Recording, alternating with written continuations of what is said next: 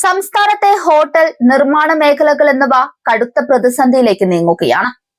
പശ്ചിമ ബംഗാൾ, അസം നിയമസഭാ തെരഞ്ഞെടുപ്പുകളിൽ വോട്ട് രേഖപ്പെടുത്താൻ പോയ അതിഥി തൊഴിലാളികൾ മാസങ്ങൾ പിന്നിട്ടിട്ടും തിരിച്ചെത്താത്തതാണ് പ്രതിസന്ധിക്ക് കാരണം. വോട്ട് ചെയ്ത് ഉടൻ മടങ്ങി വരാമെന്ന് വാഗ്ദാനം നൽകിപ്പോയ പതിനായിരക്കണക്കിന് തൊഴിലാളികളാണ് തൊഴിലുടമകളെ വെട്ടിലാക്കി നാട്ടിൽ തന്നെ തുടരുന്നത്. ഹോട്ടൽ ഉടമകളും നിർമ്മാണ കരാറുകാരും തൊഴിലാളികളെ തിരികെ എത്തിക്കാൻ തീവ്ര ശ്രമത്തിലാണ്. ട്രെയിൻ ടിക്കറ്റും അടിയന്തര സാഹചര്യമാണെങ്കിൽ വിമാന ടിക്കറ്റ് വരെ നൽകാമെന്ന് തൊഴിലുടമകൾ വാഗ്ദാനം ചെയ്തിട്ടും പലരും തണുപ്പൻ മട്ടിലാണ് പ്രതികരിക്കുന്നത്. ഫോൺ വിളിച്ചാൽ എടുക്കാത്ത അവസ്ഥയാണെന്നും ലഭിക്കുന്നവർക്കാകട്ടെ ടിക്കറ്റ് കിട്ടാനില്ലെന്ന ഒഴിവ് പറയുകയാണെന്നുമാണ് ഹോട്ടൽ അസോസിയേഷൻ ഭാരവാഹികൾ പറയുന്നത്.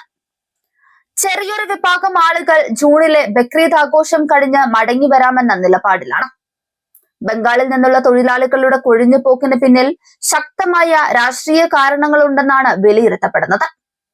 ബംഗാളിൽ BJP അധികാരത്തിൽ വന്നാൽ പൗരത്വം നഷ്ടപ്പെടുമെന്ന വലിയ തോതിലുള്ള പ്രചരണം തൊഴിലാളികൾക്കിടയിൽ നടന്നിരുന്നു. വോട്ട് രേഖപ്പെടുത്തി മമതാ ബാനർജിയെ വിജയിപ്പിക്കണമെന്നാവശ്യപ്പെട്ട് നാട്ടിലെ പ്രാദേശിക നേതാക്കൾ നിരന്തരം വിളിച്ചതോടെയാണ് പലരും ജോലി ഉപേക്ഷിച്ച് നാട്ടിലേക്ക് മടങ്ങിയത്. നാട്ടിലെ സുരക്ഷയും രാഷ്ട്രീയ ഭാവിയും സംബന്ധിച്ച ആശങ്കകൾ കാരണം പലരും തൽക്കാലം ബംഗാൾ വിടാൻ തയ്യാറാകുന്നില്ല. കേരളത്തിലെ പ്രധാനപ്പെട്ട 2 മേഖലകളെയാണ് ഈ തൊഴിലാളി ക്ഷാമം സാരമായി ബാധിച്ചിരിക്കുന്നത്. അടുക്കള ജോലികൾക്കും ക്ലീനിങ്ങിനും അതിഥി തൊഴിലാളികളെ വലിയ തോതിൽ ആശ്രയിക്കുന്ന ഹോട്ടലുകൾ പലതും അടച്ചുപൂട്ടേണ്ട അവസ്ഥയിലാണ്. ഉള്ള തൊഴിലാളികളെ വെച്ച് അധിക സമയം ജോലി ചെയ്യിപ്പിക്കേണ്ടി വരുന്നത് വലിയ ബാധ്യതയാണ് ഉണ്ടാക്കുന്നത്. ഫ്ളാറ്റുകളുടെയും റോഡുകളുടെയും നിർമ്മാണം പാതി വഴിയിൽ നിലച്ചിരിക്കുകയാണ്.